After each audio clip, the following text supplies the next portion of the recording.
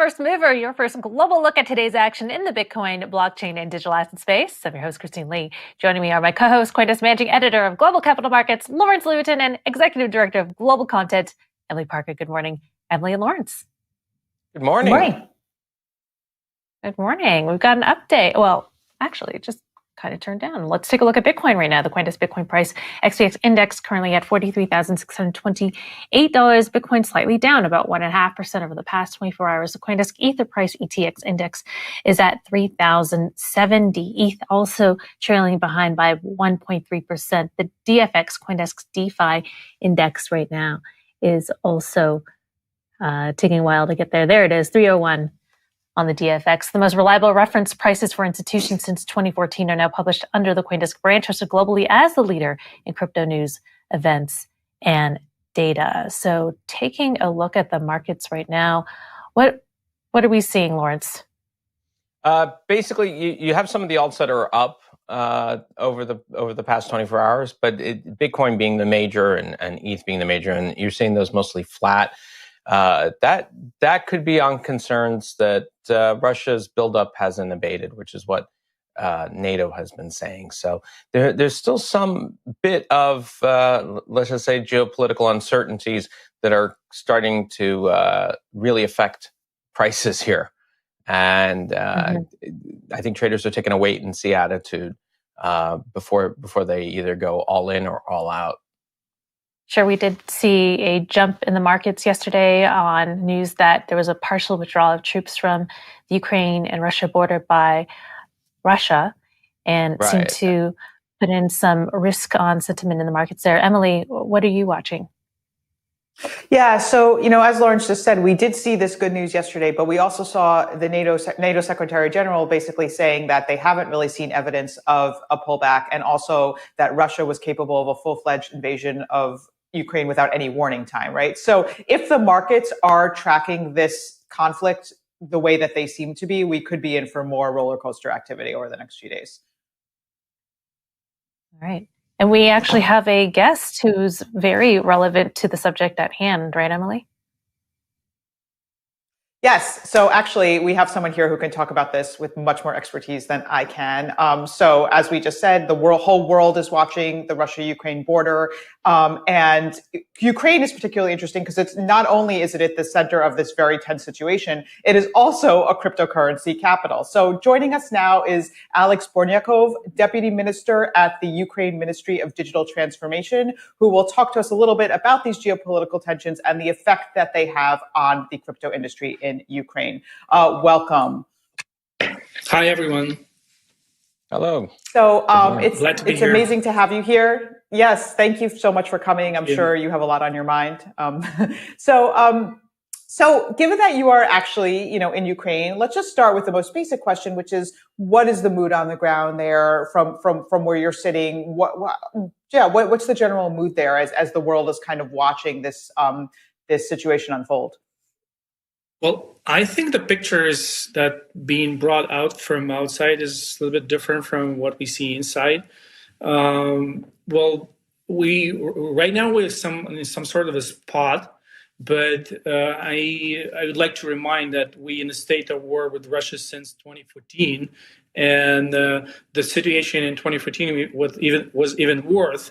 So they were actually in 2014, Putin actually got their approval from his parliament to invade Ukraine. It was 7 years ago. And back in the days, our army was not able to defend and so the situation was even more critical 7 years ago. So since 2014, we I think it will build a strong army. And now the mood is more like we are more confident than 7 years ago. And we all stay here in Ukraine. And of course, people worry. And of course, there's a lot of tension. So yeah, but basically we got used to this, and we live in this state. So and we know the price of our freedom. So people saw what happened in the east, in maybe with this Donbass area, and they lost their homes. So for those who see us, 7 years ago, Russia invaded Ukraine and took like 5% of the territory. So all the people from Ukrainians from this 5% of the eastern border, which is border with Russia, they moved to Kiev and other cities, and now those territories are invaded. There's no law, there's no rule of law, and they lost their homes, they lost their property, they lost their business, and now they're eager to defend because they see all these years they were able to see what's going to happen if we're not going to protect ourselves. And just for that notice, I would like to say that there's a lot of, because I heard what you was saying before, and there's a lot of troops on our border, but there's like 130,000 people. But we have to remind that Ukrainian army is almost 250,000 people, and there's 400 combat veterans they came back from all these 7 years of instant war. So in order to invade us, 100,000 people, not enough. Definitely not enough. Like they need 10 times more. Interesting. Well, that's a really interesting perspective. Definitely different from what we're hearing here. Let's talk a little bit about your unique vantage point. So you're kind of at the center of technology. You're at the center of the crypto world in Ukraine. And I think what some people are not aware of Ukraine is like how important it is in the crypto world. I mean, not only is there such a vibrant developer community, I believe it was in 2020, Chainalysis actually put Ukraine as #1 for crypto adoption worldwide. So given that situation and looking at kind of these current tensions, is there any impact? I mean, are you seeing any, for example, are you seeing any signs that startups might leave Ukraine or tech companies might leave Ukraine or foreign investors are getting nervous or people are starting to like put more of their assets into crypto because they're nervous about holding fiat currency? Is there any impact of this conflict on the kind of crypto tech world in Ukraine? Yeah, well, that's a great question. So I believe that there was a contingency plans for companies to move their personnel either to the western border or even outside of Ukraine. I aware of such plans. Some of them executed them partially. So there's no panic here. No one's actually like moving. If you just stare in the window, I was in a traffic today, so yesterday night. So there's a lot of cars. Everyone's just doing their stuff. But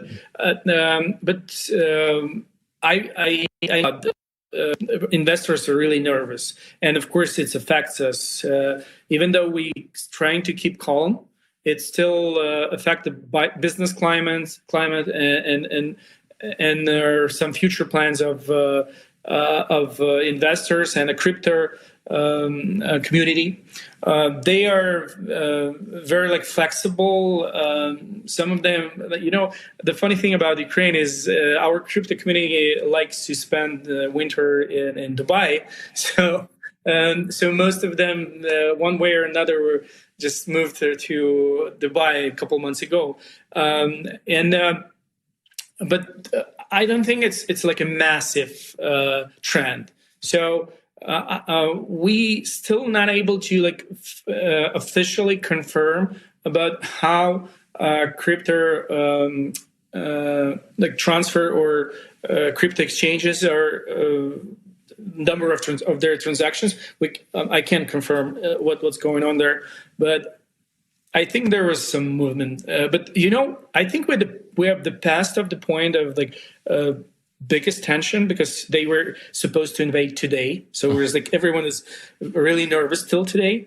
Since today is a little bit, situation is going to be better. Deputy Minister, good morning or good afternoon for you.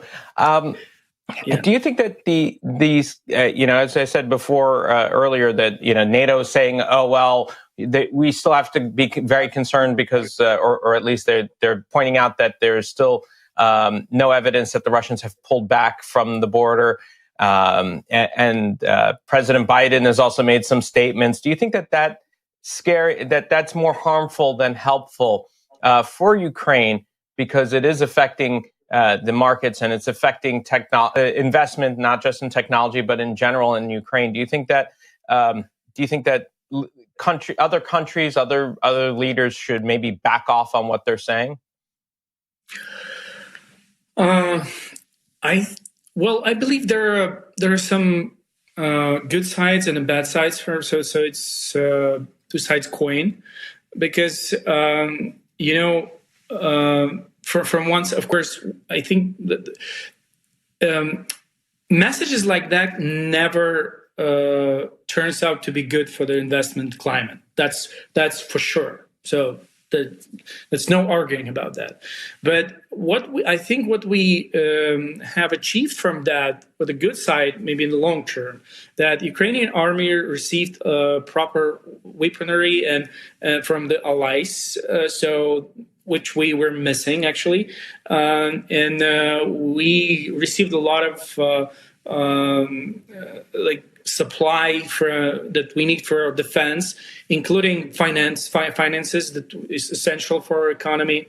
And those are things that really help us to become more confident and more protected, feel more protected. I believe the NATO course is the right for Ukraine, but it's not like something that is going to be done tomorrow or even this year or next year. So it's some long-term plans. The escalation of the situation on the border is essential to continue our course to become one of their largest and crypto-friendly country in the world. This is actually our goal. We officially, as a government, claim that we want to build one of the top jurisdiction in the world for the crypto companies, and we want to maintain this course. And we obviously understand that in a situation like that, it's not going to be possible. So we expect that everything's going to be like the tension is going to go down.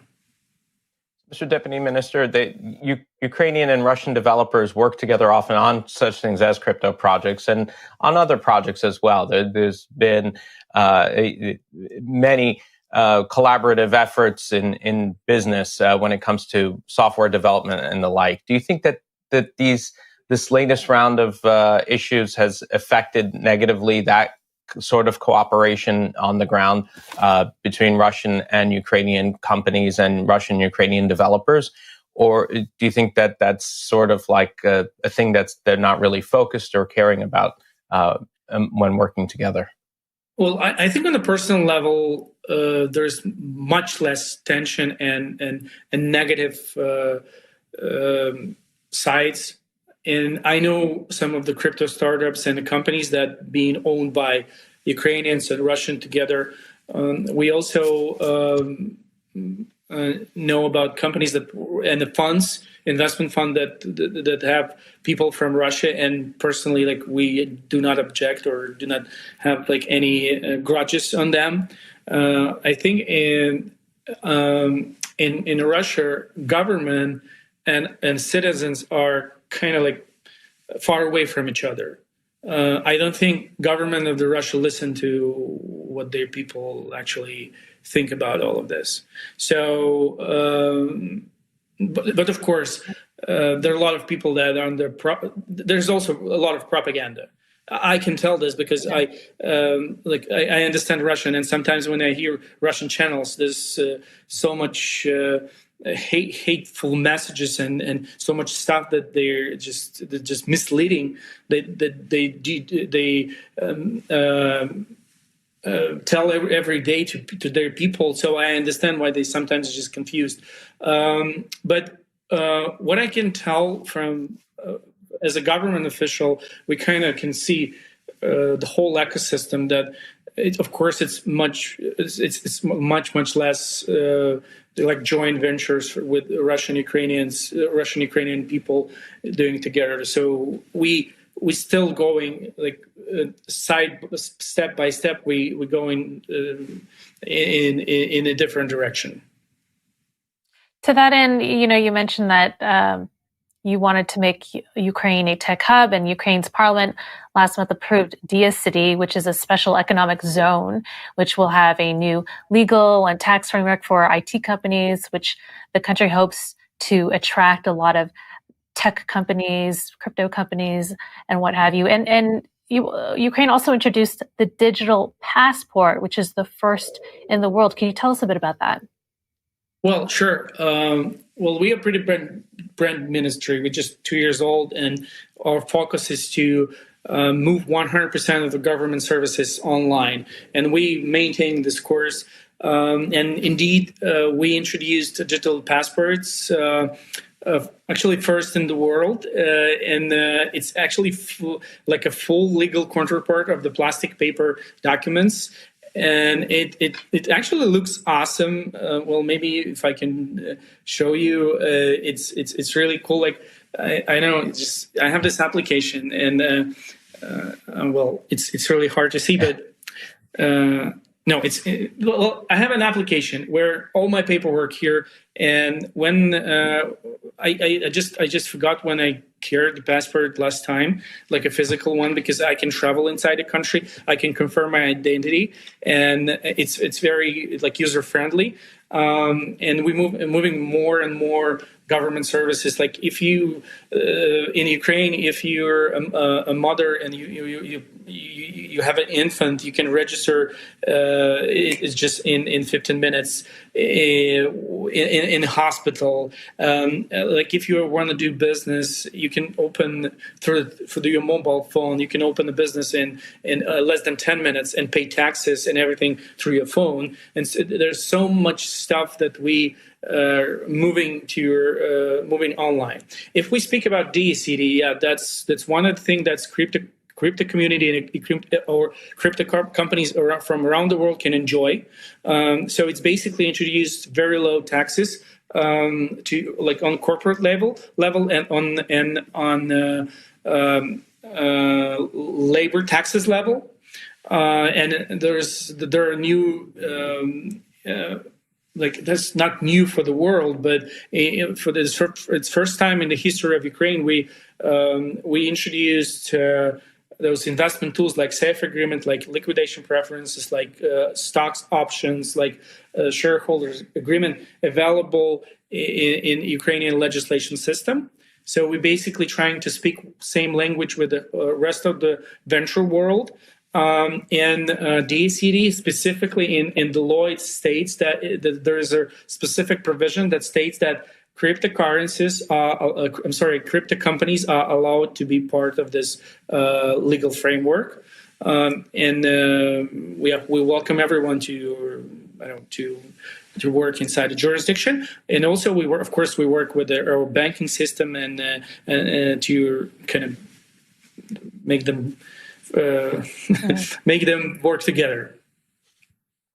And amid these political tensions, does that underpin the need for this kind of financial digital independence? And is Bitcoin looked on as a safe haven of sorts to that end? Well, I think that maybe not Bitcoin, because it's fluctuating a lot, and it's not actually safe to keep your finances in this specific asset. But I know that a lot of Ukrainians familiar with the stable coins, and they use them.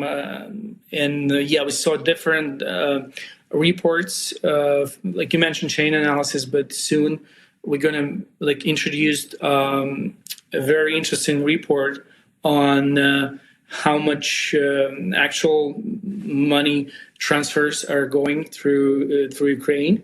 So just we'll keep you updated, and this will be definitely interesting for you and the rest of the world. And we're doing this together with the Crystal, as far as I know. So we'll keep you posted. Mr. Deputy Minister, would a central bank digital currency be in the offing? You have, it seems like you have everything in place to set it up, or at least some of the infrastructure with a digital passport. Do you think that that's something, a digital version of the currency makes sense to implement soon? Yeah. That's a great question, though. In last summer, I think in August, we passed a law that our national bank can actually start doing CBDC, but there was a delayed. The law was delayed in what's the word I'm looking for? I'm trying to say that law passed, but there was a provision that say that it's going to be in effect in a year. So this year in August, it's going to be like in effect. So in the meantime, our national bank, together with us, working on a pilot projects on CBDC. We're considering different platforms. We recently announced that one of their pilots will be on the Stellar Foundation, on the Stellar blockchain. So we work with the Stellar Foundation and commercial banks in Ukraine. They're trying to come up with their working concept. There's also pilots with Ethereum, and we're preparing a NEAR with a NEAR protocol. So I think in a couple of months from now, we'll announce some results on those pilots, and we're trying to, since the law will be in effect in August, so we're trying to do everything that is possible to figure out what their outcomes, what their technical advantages or obstacles, in order to launch it early next year, or maybe in the end of this year. Deputy Minister, really looking forward to those developments. And thank you so much for your very candid, very frank perspective on things and how it's going in Ukraine and amid the Russia-Ukraine border crisis. It's very different from what the mainstream media is reporting here, so we appreciate that. That was Ukraine Ministry of Digital Transformation Deputy Minister Alex Bornyakov. All right, coming up, Crypto Markets Update with crypto exchange OKX. That's next.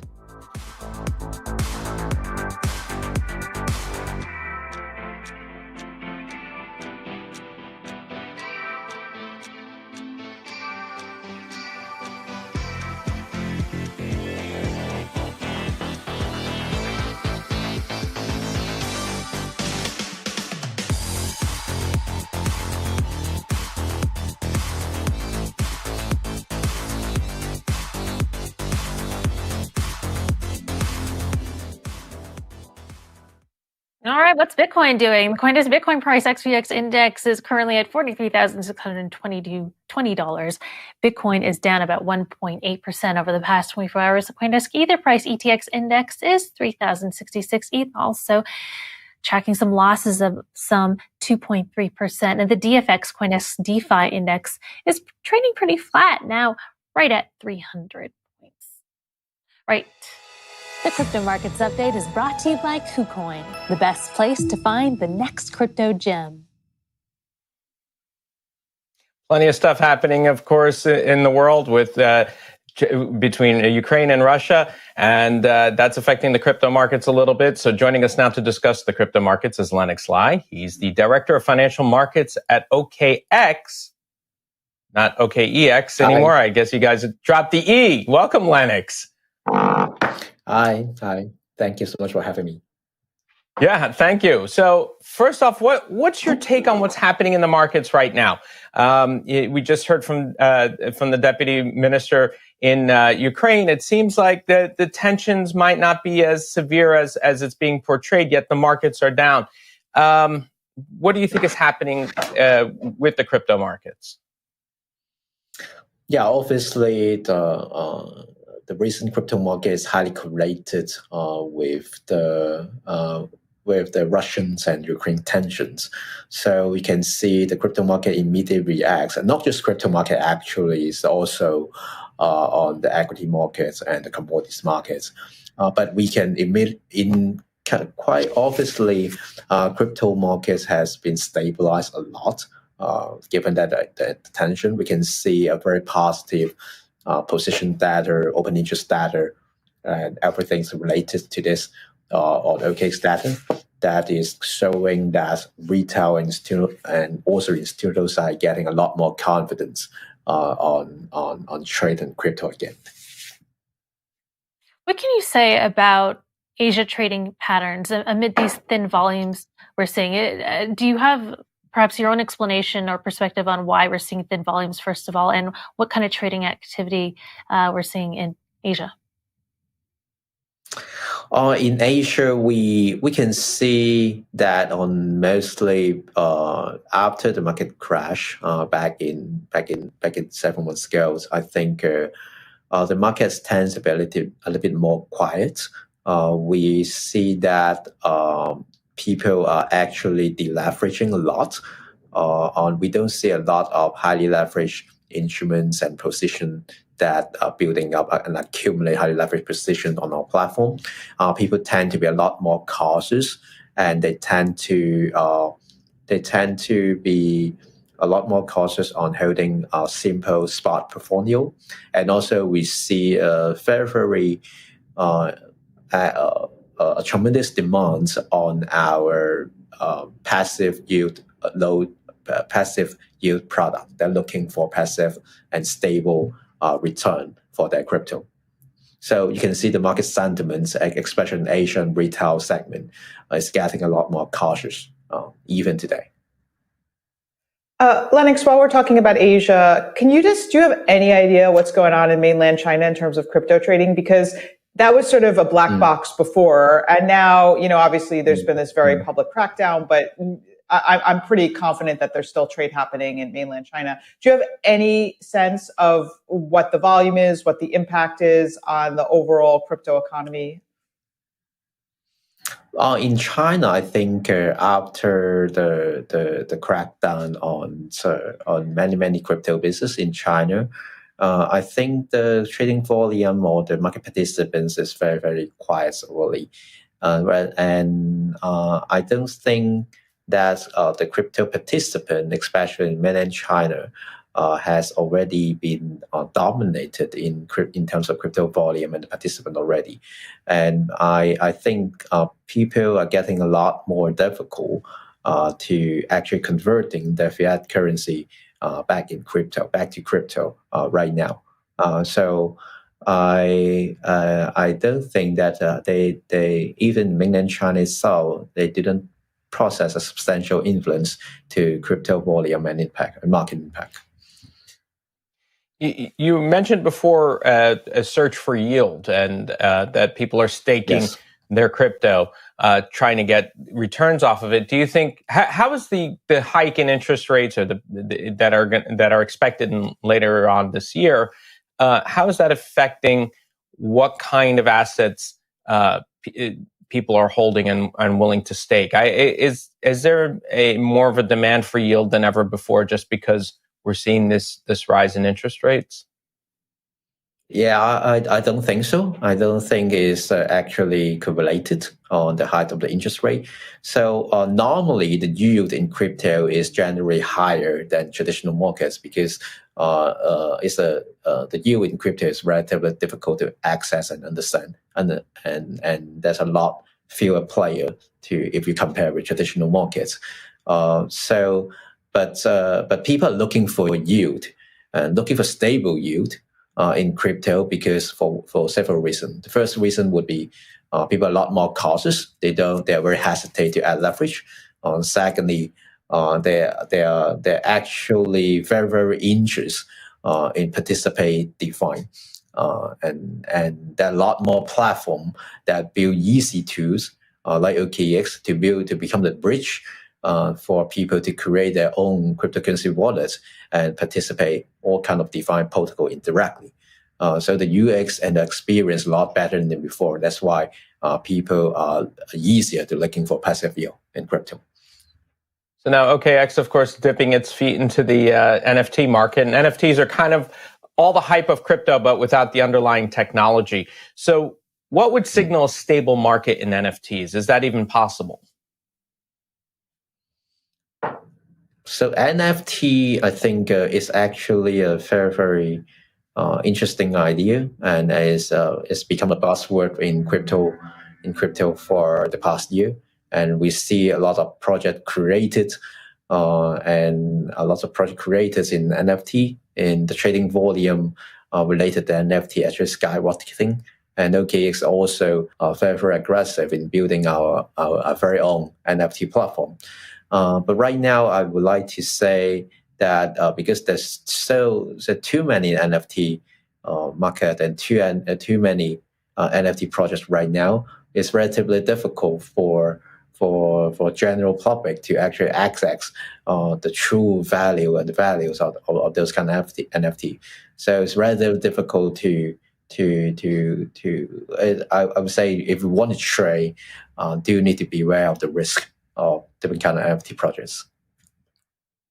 All right, Lennix, thank you for your analysis on the crypto markets. That was OKX Director of Financial Markets, Lennix Lai. Coming up, checking in with CoinDesk Global Policy and Regulation Managing Editor Nick Diia, as well as the Governor of Colorado.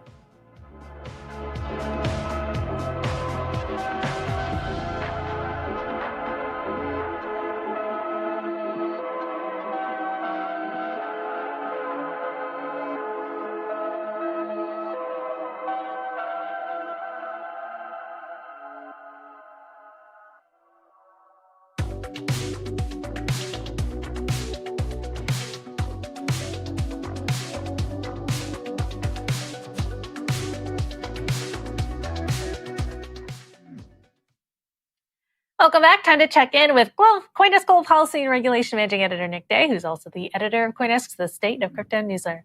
Good morning, Nick. Okay, so we had that stable coin hearing the other day. Tell us what happened. Good morning. So yeah, once again, we saw a group of lawmakers come together and ask fairly substantial questions about the state of stablecoins and how they might be regulated. And unlike last week's hearing, I think there was a bit more of a divide in yesterday's hearing in that you did have some more lawmakers come out outright and say, they believe that some, stablecoin issuers or just, the regulatory structure itself are allowing basically, not fraud, they didn't outright say fraud, but potentially, fraudulent actions. Senator Elizabeth Warren in particular really hammered Undersecretary Liang on why the Financial Stability Oversight Council hasn't already taken action to try and prevent stablecoin issuers who do not have 100% backed stablecoin to operate. Can't imagine which stablecoin she's talking about, but what does that mean in terms of action? Do you think that is the sense that the Senate would try to act in terms of legislation? I know it's kind of hard to tell from a hearing, but did that change in tone kind of give the impression that maybe they'll finally put something down in writing? So Senator Warren said she is working on a bill. Senator Pat Toomey, ranking member on the Republican side, also said he's working on a bill of his own. And I think there's probably one or two more that are currently under development. The question is how many are going to be introduced and actually passed by the Senate and the House and signed into law. And at this point, I think it's too early to tell. The House still hasn't gotten to a point where they're comfortable saying, here's this bill that we want to support. And we've only seen one introduced so far, the one we were talking about yesterday by Representative Josh Gottheimer. So in terms of action, I think we're probably still a ways out. The question now is whether or not regulators will, act unilaterally without waiting for Congress, which is, what Senator Warren was suggesting yesterday.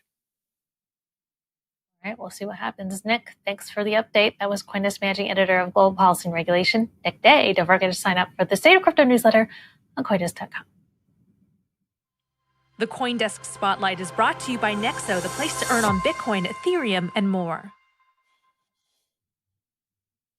All right, CoinDesk is at ETHDenver, where the governor of Colorado will be delivering a keynote address this Friday, February 18th, at the largest annual gathering of the Ethereum community. Earlier, I had a chance to ask Colorado Governor Jared Polis what key message he wanted to drive home. Have a listen. Well, certainly we're touting Colorado at the center of the crypto economy. We have not only very favorable laws and rules, but we also have just a great ecosystem of innovation here and so many people doing amazing things. We're proud to host ETHDenver. The state itself is a sponsor. We were the first state in the nation to hire a very senior blockchain architect at our technical office. And another relatively new announcement is we will be accepting crypto for paying state taxes and other transactions with the state by the end of summer. So we're really excited to move that along. What can you tell us about that new announcement? I mean, have you partnered with different crypto companies to make that happen? How would that work? Yeah, we will be. And exactly, we're looking for crypto companies that will be that layer there that will effectively accept and convert. Our budget is still in dollars. Our expenditures are still in dollars. And of course, we don't want to take the speculative risk of holding crypto. So we will be having a transactional layer there. And of course, it'll be entering our systems as dollars. But for consumer convenience, we want to accept payment in a wide variety of cryptocurrencies, just as we do in credit cards. But of course, the transaction cost is a lot less for crypto. That's just one. We also have a major initiative around a blockchain in ag, which we're very excited about, agriculture. And we also have a number of sort of next-gen co-ops that are powered by blockchain technology, by the way, including the community-owned co-op that effectively runs the ETHDenver conference, which is attracting thousands of people. That's right. I hear Colorado is the first state to use blockchain technology in government infrastructure. What can you tell me a bit about that? You know, we were also, the city of Denver held, I think at least in the United States, the first election with blockchain technology. Was for overseas ballots, but several thousand Denverites 2 years ago, municipal elections, voted with secure blockchain technology. We're integrating it into many of our state apps. We believe this is a big solution on privacy as well as on efficiency. And we're very excited about what that means for empowering people to control their own information. Mm-hmm. Colorado is collaborating with ETHDenver to offer 4 prizes during the Buildle Week hackathon, which ends on Wednesday. Teams will tackle state-level use cases for blockchain technology. So what kind of use cases are high on your radar? Yeah, so we love to host these hackathons, and we're excited to partner with ETHDenver around energy. We have a goal in Colorado transitioning to 100% renewable energy by 2040, and how we can leverage blockchain to provide incentives for electrification, a faster transition, better transmission, economic recovery and economic growth, kind of preparing for the future.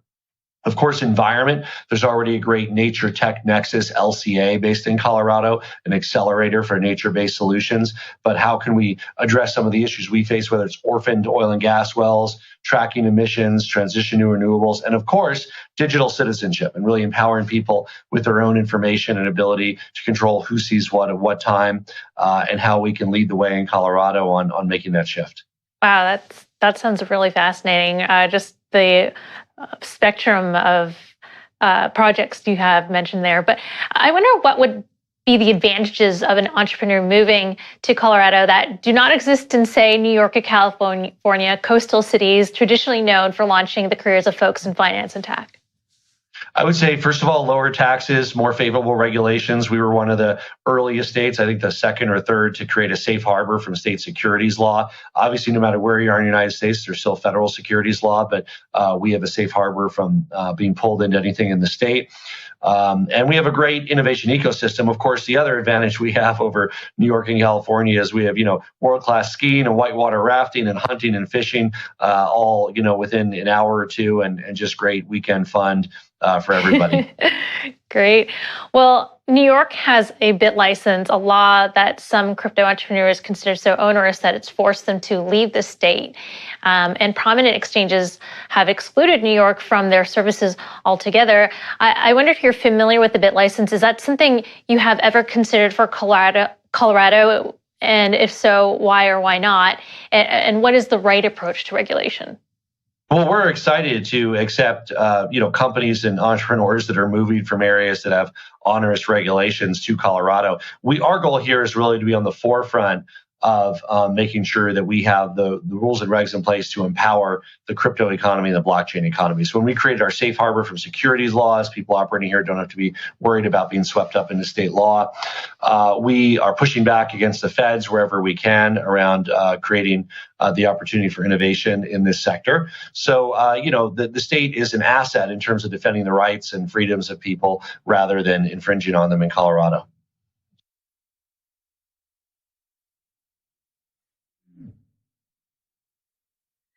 All right, that was Colorado Governor Jared Polis. To see more of my interview with the governor, visit CoinDesk.com/video. So, Emily, Lawrence, what do you guys think? Colorado is accepting crypto for tax payments. They've been talking about this since last summer, but now, last year now, they've actually kind of spelled out a timeline, Emily.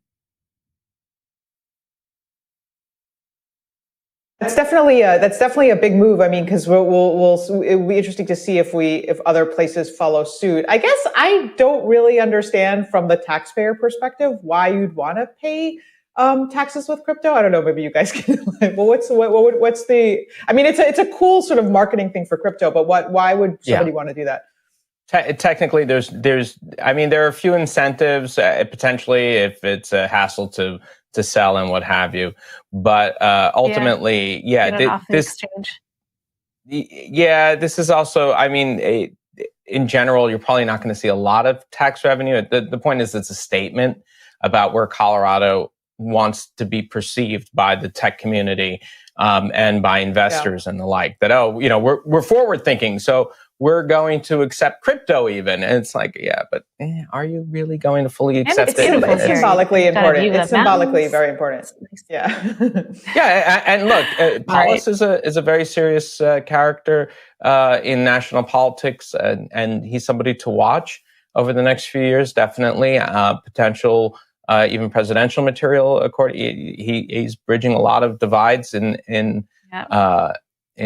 between the two parties, being between the two sides. Crypto-friendly and receptive to innovation, that's a positive signal. All right. So we also have some special coverage of the conference starting tomorrow here at Denver. The CoinDesk TV team and I, along with CoinDesk reporters and editors, are attending ETHDenver to cover the most important stories involving the Ethereum blockchain community and market. So be sure to watch All About ETH, a special live show featuring Ethereum leaders at the conference. Catch it right here tomorrow and Friday at 3:00 p.m. Eastern Time.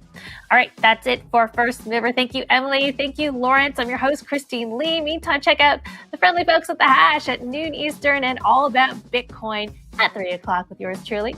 You're watching CoinDesk TV. Also, next up, stay tuned for the daily forecast to see what's happening in the Asia crypto markets. Will they or won't they? India is once again plunged into uncertainty about the legality of crypto. Welcome to the Daily Forecast, February 16th, 2022. I'm Angie Lau, Editor-in-Chief of Forecast, covering all things blockchain. Well, when the Indian government announced a tax on crypto earnings earlier this month, a lot of people expected that maybe this could be the path towards adoption, but banks remain cautious. So what's going on? We're going to take a look at what's holding them back and a whole lot more coming up. Let's get you up to speed from Asia to the world. Join thousands of NFT traders who already start their day on CryptoSlam. Let's take a look at what's been happening around the Asia-Pacific region today. First up, Russia. It has suggested giving the green light to crypto mining in certain regions. The Ministry of Economic Development, according to reports, has proposed allowing mining in specific regions which have a steady surplus in electricity generation. The ministry also suggested introducing taxes for profits realized on cryptocurrencies earned through mining. Now, the Bank of Russia had proposed a comprehensive ban on crypto-related activities last month, but the country's central government agencies have since reached an agreement to regulate crypto, with a draft law expected by Friday. Meanwhile, Pakistan's state bank governor has echoed the Reserve Bank of India's concerns over crypto. Reza Bakir says that while digital currencies do offer the potential to democratize finance, they're a risk to financial stability in developing countries like Pakistan. We have come up with the view that such virtual currencies currently have more risks than benefits when evaluated against the core objectives of us as a central bank. The state bank already recommended a ban on cryptocurrencies last month that saw one of the country's largest private banks Bank Alfala asking customers to avoid using it for crypto transactions. You can find those stories and more at forecast.news.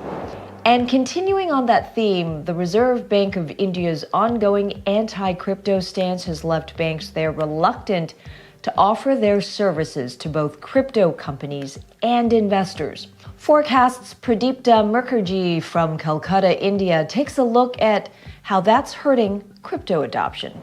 The announcement of a 30% tax on crypto income in the Finance Ministry's budget earlier this month had spread hopes of crypto legalization in the country. And while Finance Minister Nirmala Sitharaman has said the government will work in complete harmony with the RBI on decisions including crypto, a lack of clarity from the central bank remains a key issue. Concerns were aggravated by the RBI's deputy governor calling for an outright ban earlier this week after comparing crypto to a Ponzi scheme. Local crypto exchange DeFi told Forecast that based on their experience, less than half of the banks in India are currently willing to provide crypto-related services. On conditions of anonymity, several Indian banks told Forecast they are waiting for guidelines from the RBI, with one expert telling us, banks in India are controlled by a rigorous set of regulations set down by the Reserve Bank of India. RBI now has to issue a circular or directive instructing the banks on how to handle consumer queries relating to cryptocurrency transactions or purchases. Gupta says he hopes that happens quickly as consumer demand for crypto is quite strong. But with government officials repeatedly clarifying that taxation isn't a move towards legalization, the banks remain in limbo. For Forecast, I am Pradeepta Mukherjee, Kolkata, India.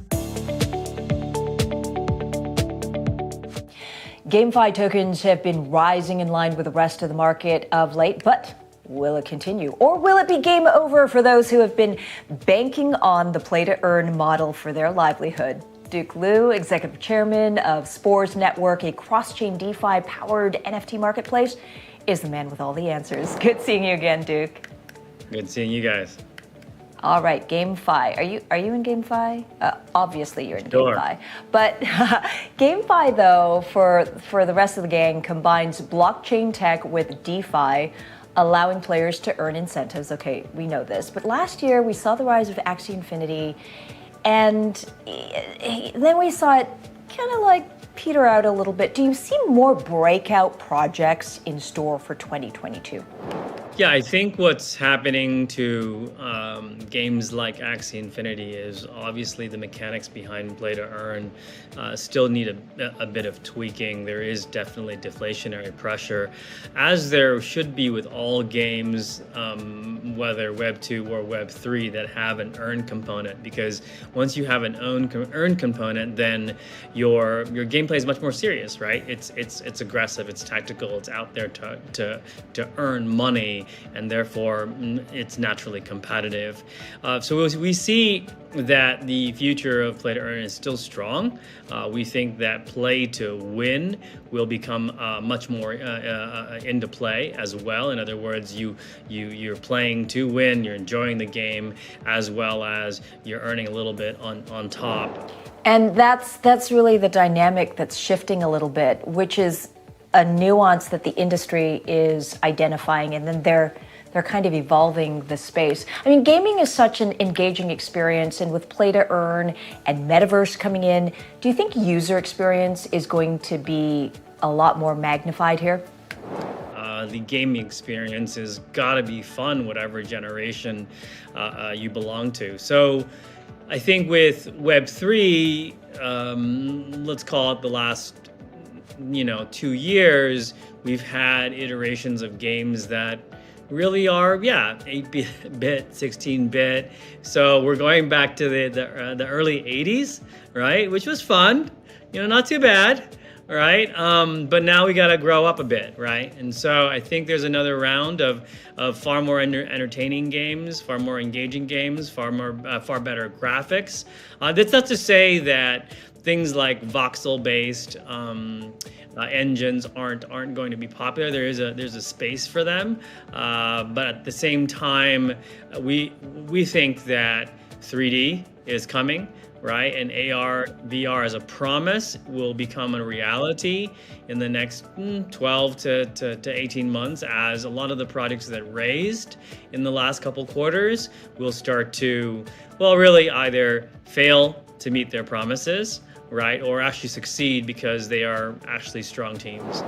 I mean, to your point, old school is the new school again. You got video game pioneer Atari has created giftable NFTs or GFTs, that are gift wrap boxes containing NFTs based on Atari's history. So, you know, a nod back to nostalgia here. And that's kind of an interesting way for legacy gaming companies to connect with the digital age. It's all kind of like coming to a head. I think as it pertains to Atari or similar, as you said, legacy type game studios, I think there's actually an interesting possibility for them, which is, well, in fact, they are legacy, meaning that they aren't as relevant in Web 2 as they once were. So they then have an opportunity to take a lot more risks than the current winners in the Web 2 race. When you look at something like League of Legends, then are they going to make a strong move to the NFT world and break their game economics, or adjust their game economics?